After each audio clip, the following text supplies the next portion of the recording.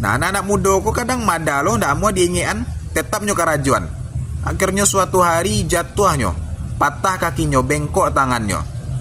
Nah, sudah tuh barunya sadar sana, oh batu keceknya nanuranggai ambok kecean tuh. Barunya sadar. Ya setelah mengalami barunya sadar. Nah, kebanyakan awak kan mode itu sana. Ya sabalon mengalami, alun bicayo lah. Ala mengalami baru kapok. Nah, dan sana anak mau muliakan artinya apa? Apun analah terjadi hariko, indah adunan sio-sio sana. Dan jangan awak sio-sio kan. Jadikan sebagai guru, jadikan sebagai sarana introspeksi, sarana evaluasi untuk menyongsong hari-hari ke depannya. Maka insya Allah termasuklah kita orang-orang yang beruntung, dan insya Allah hari-hari ke depannya akan menjadi lebih baik bagi kita. Nah, terima kasih sana. Mudah-mudahan bermanfaat. Wassalamualaikum warahmatullahi wabarakatuh.